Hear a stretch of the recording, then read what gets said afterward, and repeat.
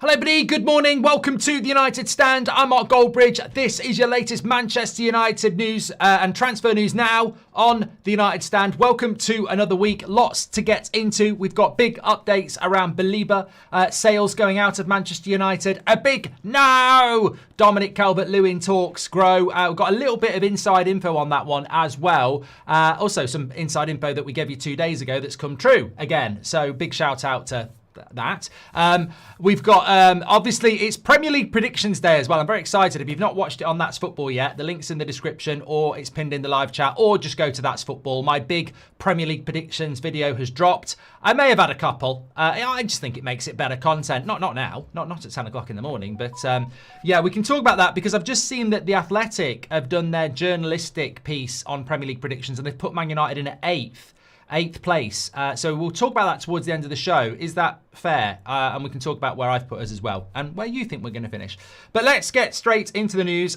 First of all, just a quick bit of verification. I spoke about this to you on Saturday that obviously Benjamin Sesko, there's a few quotes we can give you from his interview, his first interview as a Manchester United player. But remember on Saturday, I said that Man United were planning to play a behind closed doors game to get Sesko a bit of time ahead of the game against Arsenal on Sunday. That's been verified this morning. So again, we're early on that and good information from our source yet again. So Man United looking to do that behind closed door game that we said on Saturday. That's coming out on the press today, this morning. I think it was in the Times, which is good news because yeah, we want to. Training's fine, but he needs a bit of game time, so that'd be good. The downside to that is that Onana's going to play in it, and they expect Onana to be back on Sunday. I mean, honestly, I would probably rather have Onana in goal than Binder, and we're not going to have a new goalkeeper for that game, and I want to talk about that a little bit later as well. But let's hit the news. First of all, I'm going to talk about the Baleba latest because I think again, look, the Calvert-Lewin story is interesting because it's actually coming in from our source in a sense that Man United are interested, and we'll give you that detail in a moment. It was in the Times. Onana has resumed training with his team. Club is considering a closed door friendly to allow Onana and Sesko to have a rehearsal in real conditions. So Onana back on Sunday is looking likely as well, which we sort of knew. On Baleba, some people have sort of misconstrued what Fabrizio's latest update is. So he basically said that this weekend was really important for Manchester United to understand more about the deal for Baleba and whether to move on to other targets or not. They remain in contact with the agents and are still thinking about a deal. So some people have gone, it's not as advanced as we thought. You know, Fabrizio's talking about us walking away and going for other targets. We're still thinking about it, this, that, and the other. I'd just say keep calm. Keep calm. This is what I mean. Like, I think people just, they live in the moment on transfers way too much. I see it with, like, Newcastle and Isak. It's like, that's clearly going to take a couple of weeks, and it's like they're just losing their head about it. I don't see anything in that Fabrizio Romano update this morning that causes me any concern. Yes, it says Man United needed to understand more about it and whether they want to move on to other targets or not. But the most important piece is that for the last 5 days, we've remained in contact and are working on a deal. So I'm not concerned about that. I would suspect a bid will go in this week. I mean, look, again, I don't want to get lost in conspiracy theories. Otherwise, we'll open up our website and start talking about how flat the earth is. But we have got a few conspiracy theories running around Bruno, Emi Martinez, but may as well throw a Baleba one in there. I just have a feeling this will get done quick. And it's not logical to get this deal done quick. But I have a feeling that we're going to get this deal done quite quickly. I'm not saying by the end of the week, but I just feel that like it's moving really quickly, and there's obviously a reason for that, whether it's the urgency of Man United, whether Brighton don't really want to start the season with a player that's going to go, which you can understand, whether United think another club might come in. I don't know. It just feels like it will move quite quickly. I feel like this will be a big week. Terry was messaging me this morning about it, basically saying that as well. And look, just stay calm. Trust me on this one. We were doing this a week ago with Sesko, and people are, he's going to go to Newcastle. They put it's 90 million, walk away. is now a Man United player. So I think that we will end up with a very good end to this Baleba story, and I'm not going to panic about options or anything like that. It's all part of the game. We've played the game. Fabrizio talking about whether Man United want to go for other targets. I mean, we have to go for another target if we can't get this deal done. But I think we've put a lot of work into this, and I think we'll be fine. So I expect big updates on that this week for Manchester United. But we will have to just be patient as per transfers, because as we know with Manchester United, they can take a very long time to get things done. Right, let me talk to you about the striker situation, because there are a few bits to talk about this morning. First and foremost, let me just talk about this, because a few people are talking about it in the live chat. Samuel Luckhurst of the Manchester Evening News is basically saying that Rasmus Højlund is open to joining AC Milan. Samuel Luckhurst has systematically deconstructed Rasmus Højlund over the last 18 months and constantly disliked him since he did an interview with us. There is next to no chance. There's more chance of Gary Neville ringing me up and giving me news than Rasmus Højlund ringing up Samuel Luckhurst and giving him news. So it's complete and utter bollocks. It's guesswork. Rasmus may well be leaving. The club certainly are pushing him towards the exit door. But he is not open to a move to AC Milan as per this morning. I was speaking to somebody at United, was it yesterday morning? The feedback was, it's one of those, it's football, isn't it? It's one of those situations. It's a bit of a shame because he's well liked, but obviously Man United have got their own ideas and they desperately need to bring money in. Rasmus represents some money coming in. So at the moment, as per many updates, AC Milan are interested. Man United would like to do a deal, but Rasmus is not open to a deal at the moment. He doesn't want to leave Man United, and I suspect if he is going to leave Man United, he's not just going to go to the first club. Like, if you're working somewhere and somebody says, we don't want you here anymore, and we found you a job at McDonald's, and you've been working at a Michelin star restaurant, you might not want to go McDonald's. You might go, well, okay, I'll go on my own terms. And I think that's where we are with that. So there's a very big chance Rasmus might not be here in September, but AC Milan is not where he wants to go at the moment, and that's coming out from the club as well. The club are very open about it, and the club are very, very, very insistent that this is not the same as Garnacho or Onana, or not even Onana. Onana's not in it either. Garnacho or Sancho or anyone else like this. This is just seen as football. It's like, we want to sell you, but the relationship is good between Amrim and Rasmus and the club. It's just, obviously he doesn't want to go. The club want him to go. So we'll have to wait and see. But Luckhurst hasn't got the drop on this at all. It's pure guesswork. I mean, he might end up at AC Milan at the end of the window, but as per now, no. More interestingly, though, that sort of fits into that, is that what I was told yesterday is that the Calvert-Lewin stuff, you can't rule it out, because we've been looking at Calvert-Lewin since the day Ineos came in. We were looking at I think it was Sam C who reported it. March 2024, Calvert-Lewin. I don't know why Calvert-Lewin's on Man United's radar, but he's been on Man United's radar for about 18 months. This predates Barada. This predates Wilcox. This was March 2024. So I don't know who it is at Man United that likes Calvert-Lewin, but it's definitely still there. And what we were told is that if they move Rasmus off and they get 8 million loan and potentially 40 million in a year's time, then Calvert-Lewin on a cheap free deal, you've only got to pay his wages, he's just got rid of his agent. This is a really cheap deal that Man United can do for Calvert-Lewin and have him as the sub-striker. It's scary. It's scary, isn't it? I mean, God, I don't know why people would want that compared to having Rasmus, Xerxes and what we've got at the moment, and Obi. But, Calvert-Lewin, who's going to be 29 this season and has an injury record like a series synopsis for Casualty. Let me just go through that. Look, I don't want it. It's a bit like when we were told that Liam Delap was our priority striker in April. I don't want to say it, but you can't just hide the news you don't want to talk about. Yeah, I mean, Calvert-Lewin's injury history, it's hamstrings as well. It's like 1, 2, 3, 4, 5, 6 hamstring injuries in the last 2.5 years. Not even 2.5 years. Well, yeah, let's be generous. 6 hamstring injuries in the last 2.5 years.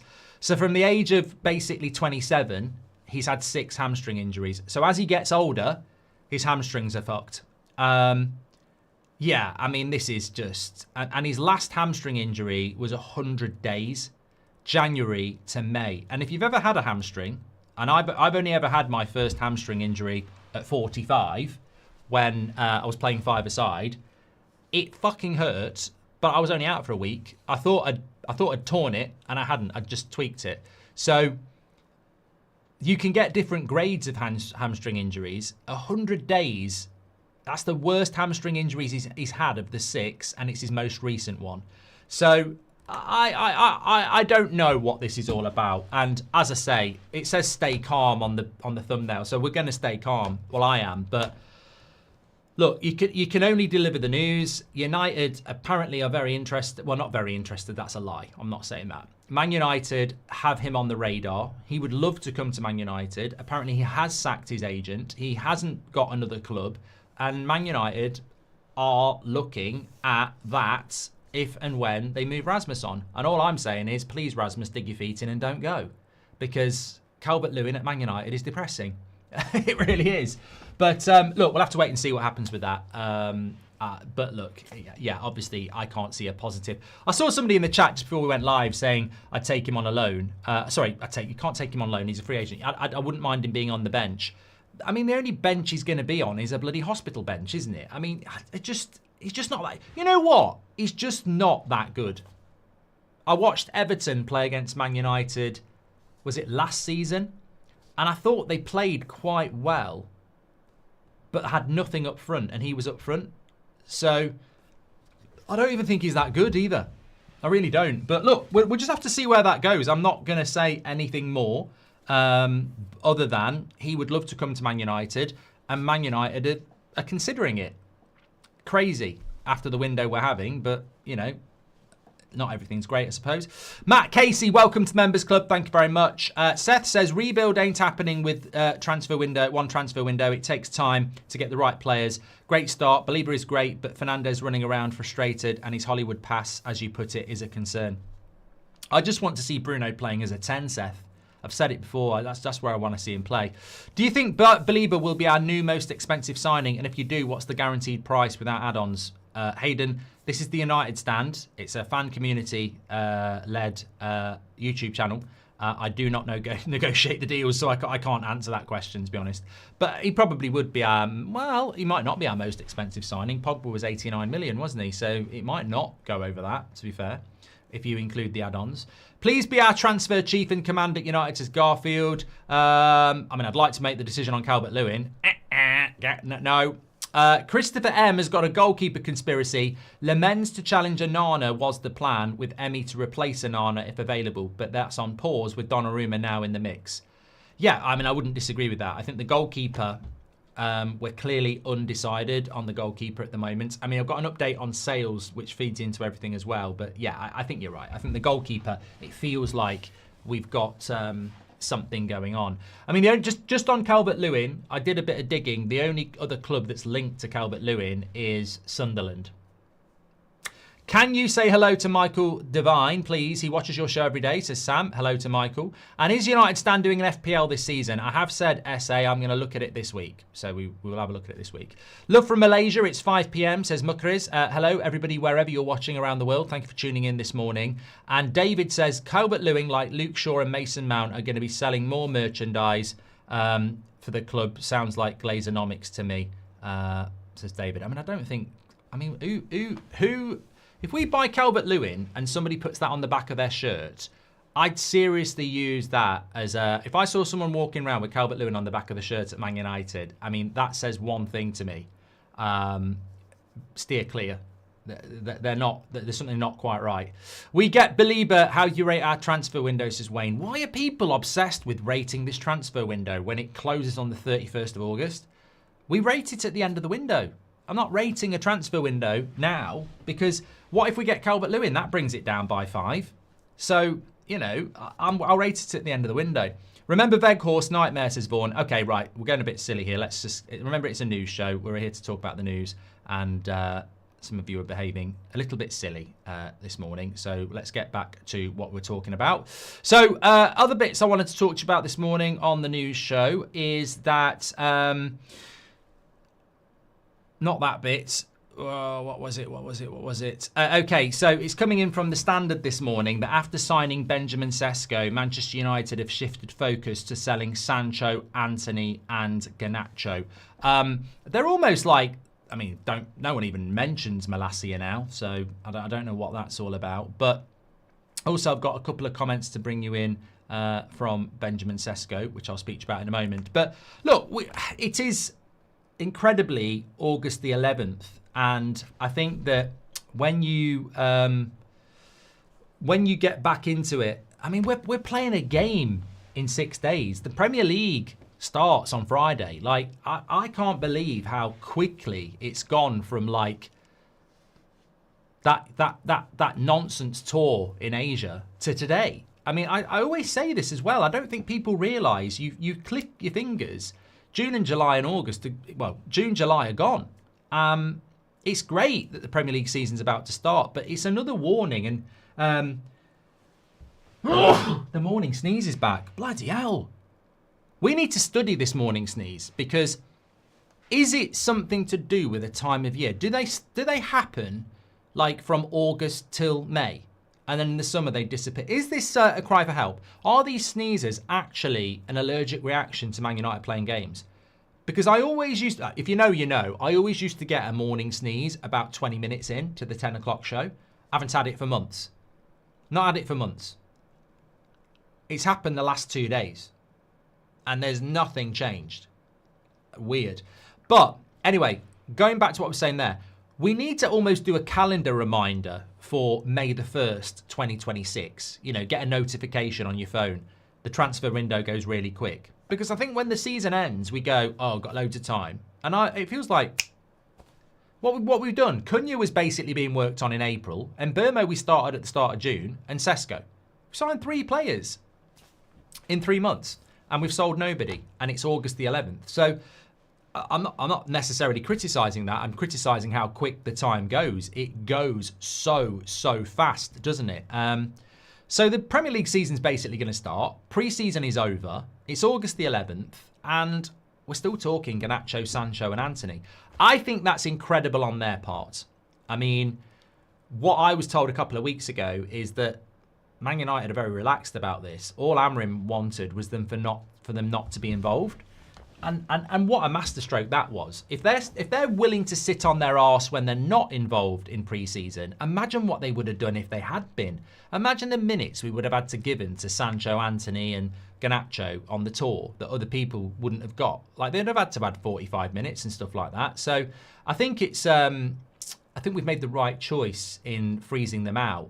And it says more about them than it does about us. I mean, the lack of ambition from these 3 players is incredible, really. You know, to be sat there, you know, down your local gym, that's your pre-season. It's shocking.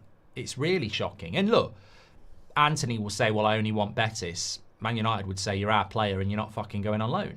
Garnacho saying he only wants Chelsea. I mean, that's laughable, mate. It's absolutely laughable. They don't need you for a start. But, you know, fair play. And Jadon Sancho, I mean, God, you know, what do you expect?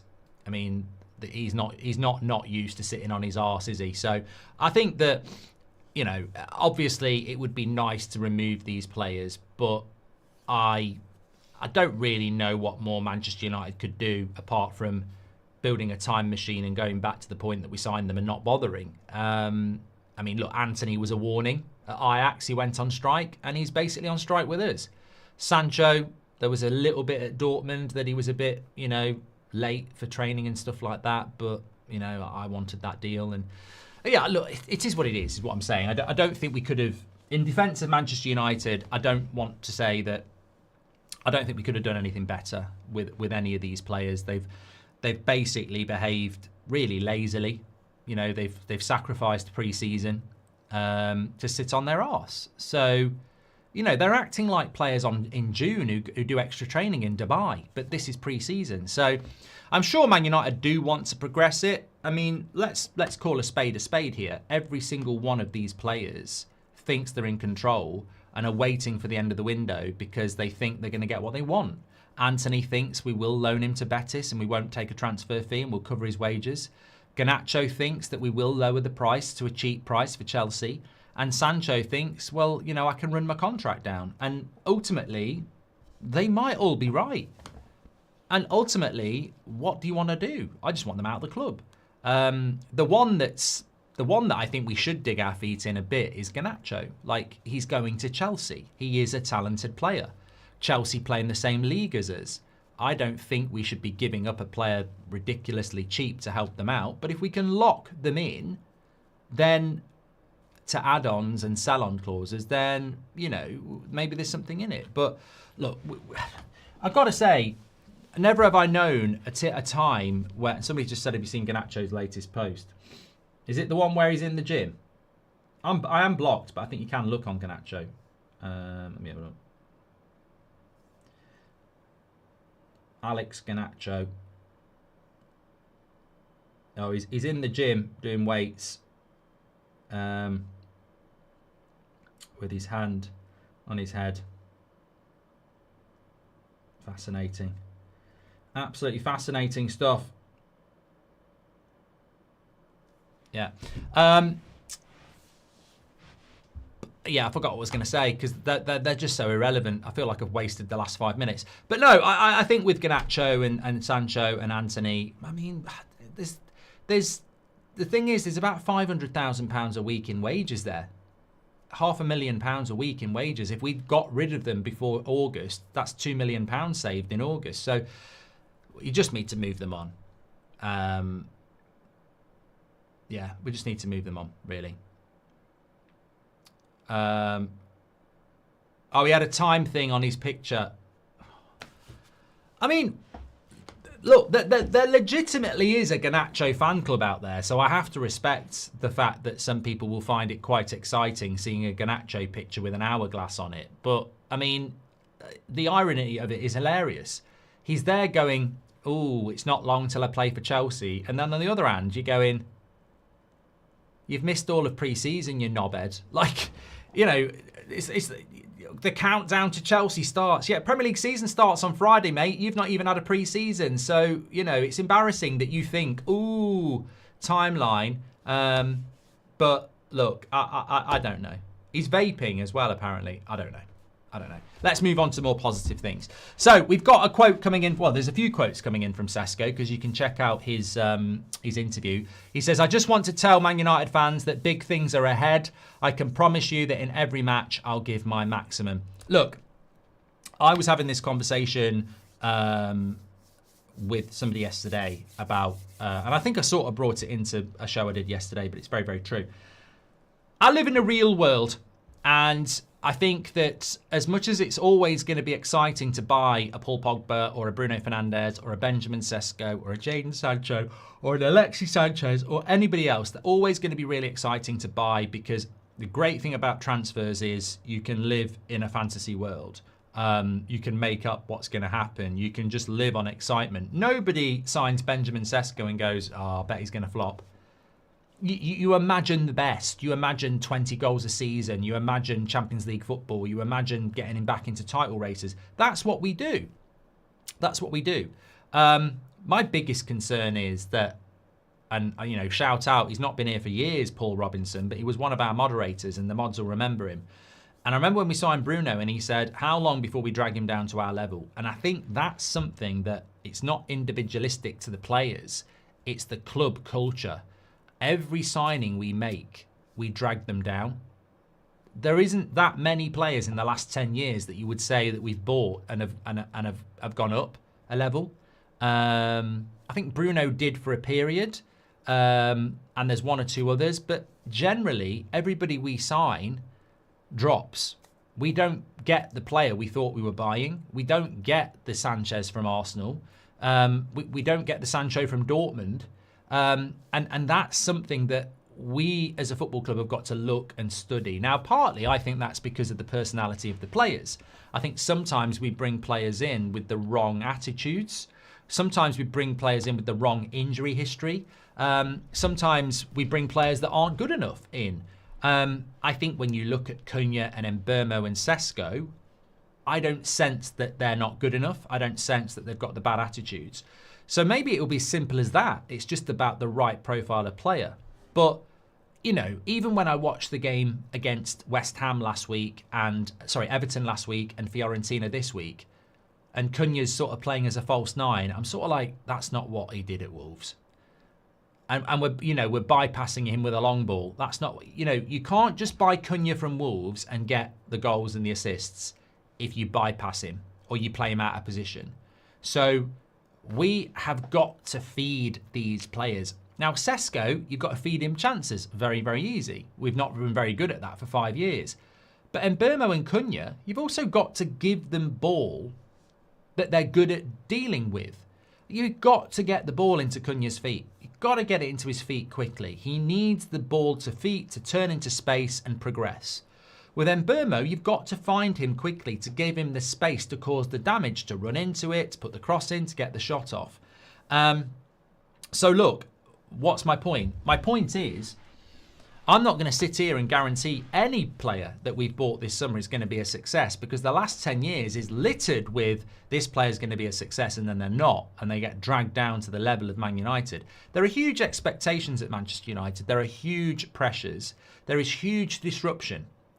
And I'm not defending players, but how many managers do you play under? Like, you can be bought by one and playing for another within 6 months. This is a regular occurrence.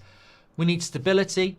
We need to cancel the culture that's in the dressing room for the last decade, and we need to get the best out of the players that we bring in. If you buy Cunha because he did good things at Wolves, provide him the platform to do those things at Man United. The same with Mbeumo and the same with Sesko. We've got to play to these players' strengths. Yes, they've got to fit the system, but we've also, there's no point in buying Erling Haaland and then playing with it, playing him as a false nine. Like, we've got to play to our options here. So that's my big thing, is how quickly can we get to the strengths of these new signings, because what Cunha, Sesko and Mbeumo have offered at Leipzig, Brentford and Wolves makes us a better team, but we've got to get the best out of them, 100%.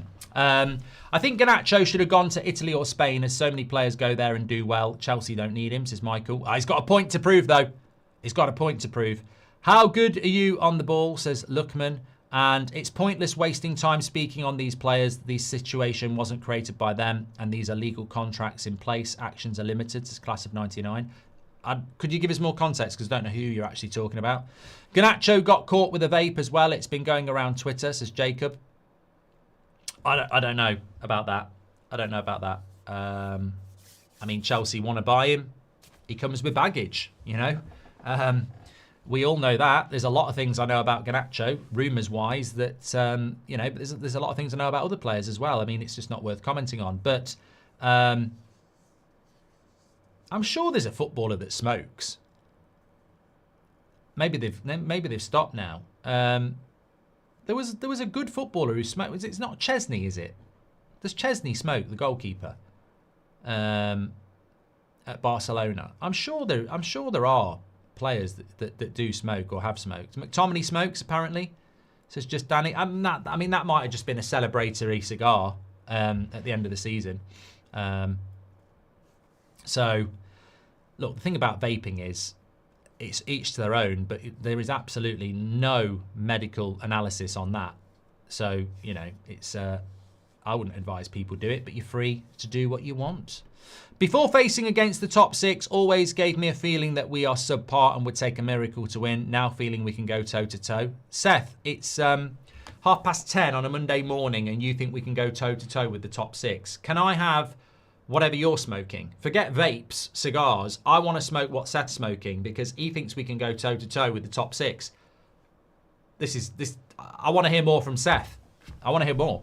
Seth is top of the chart as well. I mean, I don't look at this enough, but our top fans today is Seth, Michael, and the Six. So there we go. Shout out to Seth, top of the fans. Sesko versus Gyökeres, Clash of the Titans, is prank football. And Zena has gifted a membership as well. Jackin says, you sneeze because you mentioned Calvert-Lewin. Well, I'm definitely allergic to that. Let's do a cheeky swap. PSG, they get Onana, we get Donnarumma. Yeah, they're not thick though, are they, Sale, unfortunately.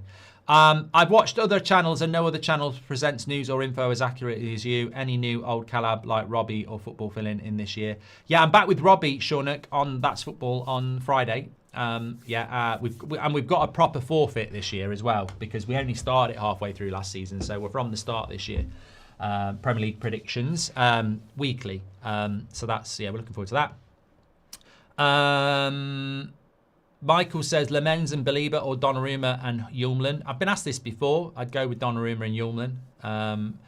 Emily Derry says, Calvert-Lewin, if we're going there, what was the point of getting rid of Martial then? Says Emily. Yeah, good point.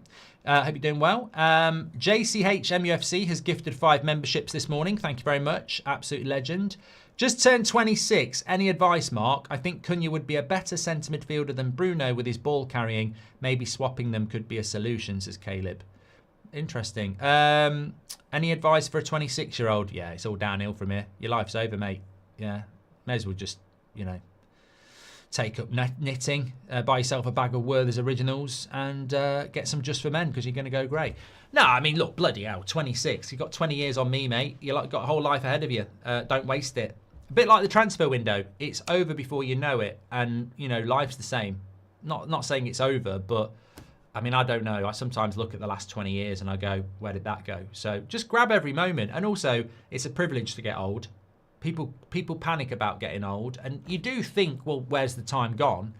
Some people don't get that time. So never moan about getting older because some people don't. And I'm not talking about Benjamin Button. I'm talking about, obviously death. Mark, remember, done that one. Appreciate that. Also, I think that one of my co-workers did sports science and she says vaping is worse than smoking, says Harry Sinclair. Look, I'm not here. It's not the late show. It's not the after show. I'm not here to say anything. But all I would say is what I say to my daughters. I mean, Seb's not old enough yet. Don't vape because I don't think there's enough scientific research around it. I mean, they used to say smoking was good for you in the 50s. They did. It was encouraged. You think... I mean, I wasn't alive in the 50s, by the way. That's anecdotal. I mean, it could be a myth. Do you think we are light anywhere in defence, says Isaac. I had a very good point, just talking about Baleba for a moment, and I'm going to throw James under the bus. James messaged me about this yesterday, and he said his concern going into the season is that loads of people are predicting Man United might get 5th, but when you look at the team, it's great that we've got Cunha and Burmo and Sesko, and that solves a problem in the front three. I mean, last season, there wasn't enough service into the strikers, but also you've got Garnacho, Rashford for a little bit, Anthony for a little bit, even Ahmad, selfish, shooting all the time. So we've solved that problem on paper. But the midfield is still wide open and teams are going to run through it.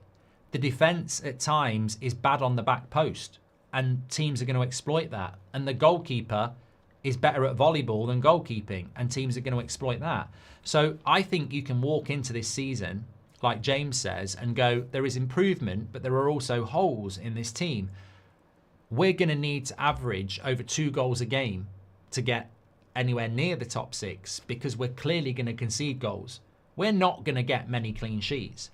I mean, look, we might get a clean sheet against Arsenal on Sunday, but I guarantee you it will be because Arsenal missed a couple of sitters. We can keep a clean sheet, but it won't be because we're watertight defensively. It will be because chances are missed by the opposition. So many games as well. I think James said this as well. So many games in the Premier League are won by the odd goal or a late goal or this, that and the other. So, look, we've always had the ability to do that under Jose, Ten Hag, Ollie. We are quite good at finding goals from set pieces or moments. So we've always got that in our locker if we can concede less. But to answer the question, do I worry about holes in the team? I think we're a little bit slow in the defence at times. I think there's certain players that are a little bit slow for this team. I think it's very obvious to me that, and I keep talking about it, but I think it's the most symbolic goal that we conceded in pre-season was the West Ham goal, where the front would have been, I mean, maybe it was the front. I don't know whether it was the wing backs, but it was certainly the midfield too. We pressed, we got bypassed. Souček's got acres in the midfield, runs into space, they end up scoring. Our defence should be higher there. If our midfield presses, our defence should press too. Our defence should be on the halfway line.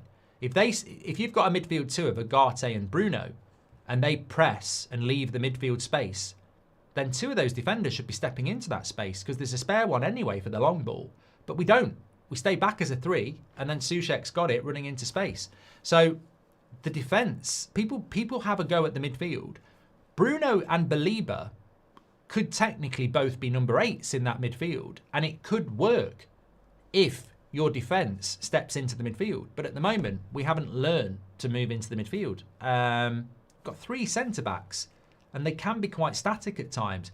In certain situations, look at Arsenal in the FA Cup in January. They couldn't break us down because you just sit there with a back 5 and you're hard to break down. But in a normal game, when it's 0-0 and you've got nothing to hold on to, I think we need to be more proactive in the midfield. And the goalkeeper is problematic. Look, I don't see Baleba as a 6. I even saw it described. I saw him described as a 6 or a holding midfielder yesterday in one particular news article. I don't see him as a 6. I think you're killing him as a 6. It's like putting Manu as a 6. You're killing his attacking instincts. So, look, maybe the plan is to play him as a 6, but we don't really play with a 6. We play with a midfield pivot. And he's so good going forward, that would be a waste. If you spend £100 million on Baleba and put him as a holding midfielder, you've just lost £50 million of his value. So, do you think we're light anywhere in defence as Isaac? Well, I think that covers that, what you've just said there. Crocodile Man, thank you very much for your super chat. Calvert-Lewin is just to fill the English quota on the cheap. The likes of Mount, Shaw, Maguire are expensive, not good enough and waste of space. Sarvish, I've been thinking about this for a while. I think our English quota is shit. Comparable to the rest of the squad, I think our homegrown quota is awful. To the point where I think we keep players who aren't good enough just because of their passport. I mean, look, Tom Heaton's third choice goalkeeper, lovely lad, never going to get any game time, British passport. Luke Shaw, lovely lad, I don't know, injured for 2 years, British passport. I mean, Harry Maguire has a purpose. He's only got a year left, but he's got a purpose. Manu obviously has a future, but can't get in the team at the moment. British passport. Calvert-Lewin, Rasmus out, Calvert-Lewin in. 22-year-old with potential out. 29-year-old injury-prone crap in. British passport. So it just feels like we need. That's something. I mean, look, it's not for now, but we need to improve our homegrown quota. Like, we're Manchester United. We're an English club. Our English representation in that squad is shit. Really. I'm not saying Maguire's shit or Manu's shit. I'm just saying, overall, for an English club, if this was in Italy, they'd go mad. Like, you know, you're an Italian club. You want a selection of good Italian players. We're Manchester United. We're an English club. And our English players just aren't anywhere near our top 5 players, are they? They're not. They're nowhere near the top 5. Our top 5 players, not one of them's English. When was the last time you would say that? When was the last time in our history you would say, out of the top 5 players at Man United, none of them are English? I mean, could you make an argument that out of our top 10 players, none of them are English? I mean, I'm going Bruno, Cunha, Mbeumo, Sesko, Ahmad, De Ligt, Yoro, Mazraoui.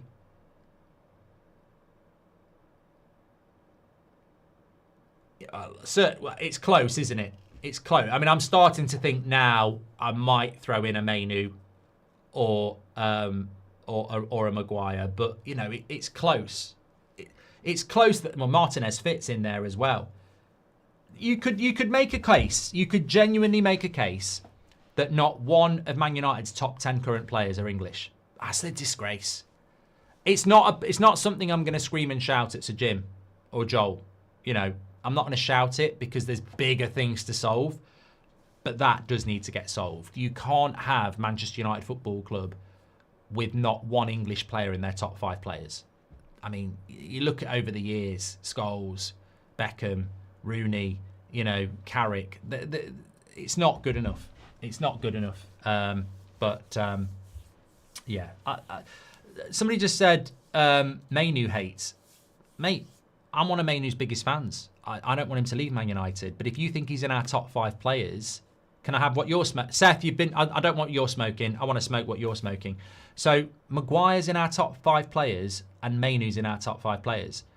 You might want to look at what happened last season and realise that they're definitely not. They're definitely not in there. Mainu could be, but if you can't even get in a Man United side that's shit, how can you be in the top 5 players? He could be. You could argue he should be, but you're having a laugh if you think he is. Roll on Saturday. I think we pick up a draw. Will be interesting how we line up at the back and in centre mid, says Gargo. Our best player is English. Ask Barcelona, says Robert McCormack. I should have seen that one coming. I believe United has cracked the Baleba deal and is working through it, but briefing that it's difficult to come out looking good and competent, says Sujoy. I hope so. I like Heaven, but his performance has dropped, says Luckman. Garner vape fake anyway. Chelsea flipping him for 80, says Roosh. Roll on Saturday. Welcome to the Members Club, English Mike. Would Calvert-Lewin be a decent third choice striker? Harrison, I wouldn't get him to sweep up Carrington. He's a busted flush. He's serially injury prone, and he ain't actually that good. If Man United are looking at players like this just because they've got a British passport, it's sad. I'd rather pick out a 16. I'd rather use Rooney's kid, who's 15, than use Calvert-Lewin. I don't see the point. I think we should really be patient with the new signings like Mbeumo and Sesko. Patience is the hardest word, Muck. It really is. John United says it's going to be a roller coaster of a season. Let's not get it twisted. New signings will help, but they won't fix everything. And thank you very much for that. Do you think Sesko starts against? That was from John United. Miles says, do you think Sesko starts against Arsenal? Yeah, I mean, I can't see a reason why he wouldn't. I can't see a reason why he wouldn't. I mean, logically, he might, but he might not. He might be on the bench. But if we can get that behind closed doors game in, I mean, look, as Robert McCormack says, if we don't start Sesko, we're going to play Mount as a false 9. So I hope we're going to start Sesko. But I think we'll play defensive against Arsenal anyway. I think we will play. But I'd play Sesko because of the set-piece threats. If Arsenal are going to have most of the ball, which they will, and we're going to play counter-attack, then, he is tall. He gives you some physicality, doesn't he? Mount is the next one anyway, says Rob. Oh, I forgot about Mason Mount. Put my hand up. I forgot about Mason Mount. Mason Mount might slip into the top 10. That's the problem with Mount. I just don't see him as a Man United player. I still see a Chelsea shirt. I think Mason Mount's had such a unlucky 2 years. I just still don't see him as a Man United player. I apologize. I completely forgot about Mason Mount, and that's the problem. It feels like he doesn't exist sometimes, says Ladios. Yeah. So the Athletic have put us in. Right. First things first. We're coming towards the end of the show anyway. Make sure you smash the like and subscribe. We've got my Premier League predictions video must be watched. Recorded yesterday after a couple of tipples. I basically did top 6, who gets relegated, who wins the Prem, obviously that's in top 6. Champions League, Europa League, FA Cup, Carabao Cup. Obviously some of that features Manchester United. The Athletic today have put it out there that Man United finished 8th. Just whack a few comments in, whether you're live or not. Do you think 8th is a fair representation of Manchester United? Because some people have reacted badly to this. Honestly, I'm always up for challenging media because I don't think it's very good. I don't think journalism exists anymore. I think it's client journalism and it's, not very good. But actually, I think 8th place, I would say, is quite a low risk prediction. They're not putting us in 12th, taking the piss, and they're not putting us in the top 4, taking the piss. So I actually think 8th place is probably the value bet on Man United if you take into account the reality of last season and the unknown of this season. So I think 8th is not it's not disrespectful. It's not positive. I think 8th place is probably the sort of safe bet. It's the boring bet. just go for 8th place. They had a shit season last year. They're going to improve. Let's go 8th. It's not where I've gone. Robert says the bookies have got us in 5th. You see, if you watch Premier League predictions, I've put us into 5th. And the explanation is there. But what I will say is that's optimistic. I'm going slightly, some would say very, on the positive side. So I'm not guaranteeing you 5th. And I'm not saying if we finish 6th, Amrim needs to go. If we finish 8th, Amrim can stay. That's ridiculous to sack him if we finish 8th, having finished 15th last year. But I'll be disappointed with 8th. But I've always said I think we're trajecting somewhere between 5th and 10th. And there's 6 places there, and they're very different. 8th place won't get us Europe, by the way. So it just shows you the challenge. And also, I think you've got to pick off every team that finished above you. So yeah, Brentford are weak. I'd expect to go above them. Bournemouth are weaker. I'd expect to go above them. Brighton, the big unknown, don't know. Newcastle, much better midfield than us. Villa, Spurs. You know, there's a lot of teams you've got to move out the way to take 5th place. So yeah, we can, as I say, it's a bit like the transfer window. We can all be optimistic and, you know, live in fantasy when a ball's not being kicked.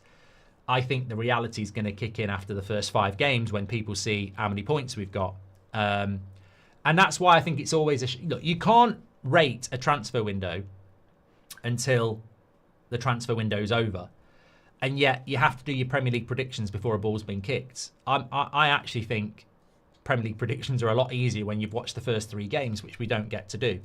I'm going with an optimistic 5th. I haven't got a problem with anybody who says 8th. I think 9th or 10th is unacceptable. I think 8th is the limit of what's acceptable for United this season. And it's not good, and there'll be plenty of moaning, but what I mean about sackable, it's not sackable 8th place. It'll be shit, but it won't be sackable. Anything below that, and I think, you know, it starts to get dodgy for me. But 5th is what I'm going to go for. It's very, very optimistic, but we're Manchester United fans. Why can't we be optimistic? I'd rather go into a season with a bit of positivity than negativity. What do you think about Forest? It's hard, isn't it? Because are they a one-season wonder under Nuno? Alanga's a loss, but I like Ndoye. I think they've bought a couple of good Brazilians, and they've kept Gibbs White. Having said that, they've got European football. So this is where we've got to look to make points. As I said last night, our season's not about the first 10 games. It's about every game after that. First 10 games, everyone plays much the same. Everyone's got a fully fit squad. It's, you know, it's competitive. Game 10 to game 30 is when people start getting tired. They start playing more games. Injuries start to hit. And I think that's where I liken United's season to a marathon. As long as we start okay and we can see the runners, I think the final 2/3 of the season is where we can catch up. But we've got the AFCON as well. That's going to hurt us, but we have got a big squad. I put a bet on Man United to win the league, says Alberto. I mean, you've just wasted your money. Chelsea have been good with transfers. If they take Garnacho at 40, they'll sell him in 2 years for 80. We need to stop that with players, says Protect Emperor. It'll be Mount and Cunha against Arsenal and one other, says Robert. Robert's obsessed with Mason Mount these days. Robert, do you ever like players that haven't got a British passport? It just occurred to me. Harry Kane, Marcus Rashford, Mason Mount. I really think you liked Harry Maguire as well. I just would love to know non-British players that Robert McCormack likes, just out of interest. Anyway, look, thanks everyone for watching this morning. Please do go and check my Premier League predictions. I'm almost finishing a few minutes earlier, so you can check it. The link's in the live chat, or just type That's Football on YouTube. Please do go and give it a watch this morning. That would be absolutely fantastic. We are back at 2 o'clock. I think it's Beth at 2 o'clock today. I'm back with you at 8 o'clock, but obviously it could be a big week. So if anything breaks, we will go live with regards to that as well. Thank you everybody for watching this morning. Absolute legends. Start of another week. The Premier League is about to start. Premier League predictions. Go and give it a watch, and I will speak to you on the next one. Take care.